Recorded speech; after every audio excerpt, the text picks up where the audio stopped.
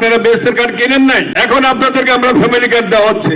বেহেশতের card গেলে কিন্তু এটা ঠকে যেতেন নগদে, একদম এই অবস্থা দেখতেন না। এখন ইসলামকে ব্যবহার করে সাধারণ জনগণকে যাতে করে ধোঁকা না দিতে পারে এই ব্যাপারে আমাদের সকলকে সচেতন থাকতে হবে। বিগত দিনে কোষাগালী নির্বাচনে তারা একটা কঠিন সিদ্ধান্ত নিয়েছে।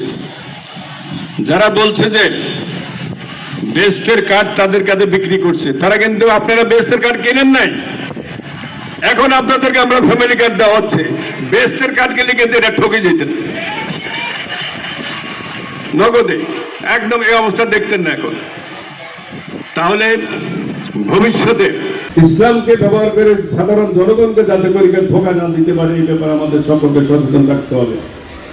এই রাষ্ট্রটা আমরা এদের শহীদ রাষ্ট্রপতি জিয়া রহমান নিজ দায়িত্ব নিয়ে একা, একজন মেজর, বয়স কত তখন 30 থেকে 35-এর মধ্যে ছিল। দেশাত্মবোধ, আল্লাহ তাআলার রহমত, একা দায়িত্ব নিয়ে কিছু সংখ্যক সামরিক অফিসার সৈন্যবাহিনীর স্বাধীনতার ঘোষণা দিয়েছেন, মুক্তিযুদ্ধের ঘোষণা দিয়েছেন। আনুষ্ঠানিকভাবে মুক্তিযুদ্ধ শুরু হয়েছে, যে যুদ্ধের মধ্যে দিয়ে একটা দেশ স্বাধীন হয়েছে, স্বাধীন রাষ্ট্র আমরা পেয়েছি। সেই রাষ্ট্রের ক্ষমতা যারা তৎকালীন সময় রাষ্ট্রের বিরোধিতা করেছে, এই রাষ্ট্রের অস্তিত্ব ঠাঁই নেই। যদি জিয়া রহমান ফেরি স্বাধীনতা ঘোষণা দিয়ে দেশ স্বাধীন হতো, আজকে আমি এবং এনি চৌধুরী আমরা এখানে থাকতাম না, আমাদের জন্ম হইতো না, রাজনীতি এভাবে আমরা করার সুযোগ পাইতাম না। আজকে আপনাদের এমপি সাহেব 3বার এমপি হয়েছেন, আমি 4বার হয়েছি, আমরা আরো 3বার যোগ হইতো যদি আবার বাংলাদেশে যে 17 বছর 18 বছর অবৈধভাবে হাসিনা জোর করে দখল করে আছে। আমরা এই প্রিয় লক্ষ্মীবাসী আপনাদের নিকট আমরা এই জন্য কৃতজ্ঞ। 1991 সাল থেকে শুরু করে এই 2026 সাল যখন আবার সুষ্ঠু নির্বাচন হয়েছে, লক্ষ্মীপুরের জনগণ আমাদেরকে বারবার নির্বাচিত করেছে, ধানের শীষের প্রার্থীকে নির্বাচিত করেছে, ধানের শীষকে নির্বাচিত করেছে।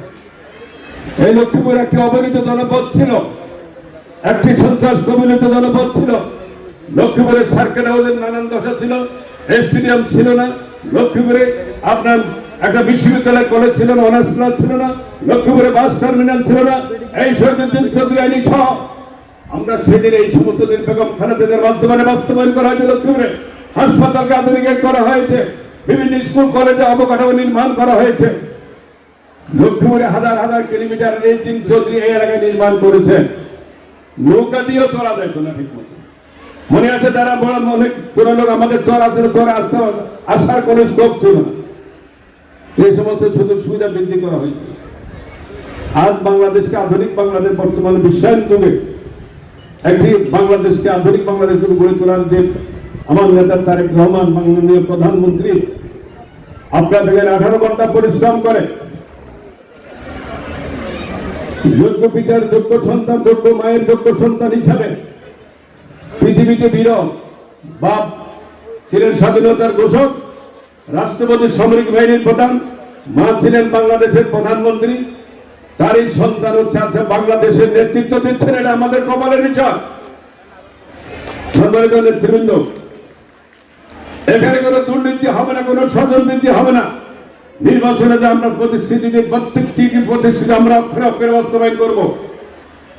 বাংলাদেশ থেকে কেউ না কেউ তো বাংলাদেশে হাল ধরতে হবে। শহীদ রাষ্ট্রপতি জিয়া রহমান ধরেছিলেন, আমার নেত্রী বেগম খালেদা জিয়া হাল ধরেছিলেন, আবার সুযোগ এসেছে তারেক রহমানের নেতৃত্বে বাংলাদেশের নতুন বাংলাদেশ। আমরা আগামী বাংলাদেশ কেমন হবে ইতিমধ্যে আপনারা টের পেয়েছেন। তিনি 18 থেকে 19 ঘন্টা পরিশ্রম করে ভোরবেলা বাইরে অফিসে চলে যান সবার আগে, পিয়ন অফিসের তালা খোলার আগেই উনি দাঁড়িয়ে থাকেন পিয়নের পিছে গিয়ে।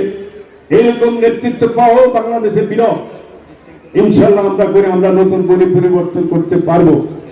আজকের অনুষ্ঠানের মধ্যে যে আপনারা লক্ষ্য করে দেখেছেন, আমরা বাস্তবায়নের ক্ষেত্রে কোন রকমের প্রতিশ্রুতি যেগুলো হচ্ছে আমরা আপনার চেষ্টা করা হচ্ছে। একটি ভঙ্গুর অর্থনীতি নিয়ে আমরা রাষ্ট্র পরিচালনা করার দায়িত্ব পাওয়া হয়েছে। 28 লক্ষ হাজার কোটি টাকা বিদেশে পাচার করা হয়েছে, ব্যাংকগুলোকে দেউলিয়া করে দেওয়া হয়েছে। 11টা ব্যাংক আজকে অচল, তাদেরকে বন্ধ করে তাদেরকে অন্য ব্যাংকগুলোর সাথে মার্জ করতে হয়েছে। এই রাষ্ট্রকে ইতিমধ্যে আমরা অনেক মসজিদ, মাদ্রাসা, রাস্তাঘাট চৌধুরী সাহেব আপনাদের জন্য করতেছে, আমরা করতেছি। আপনারা বেশি বরাদ্দ পাবেন যেহেতু উনি হচ্ছে মন্ত্রী, এখান থেকে ধরতে হয়তো আরেক মন্ত্রী বলে আসবেন, এদের আপনাদের কপালও ভালো।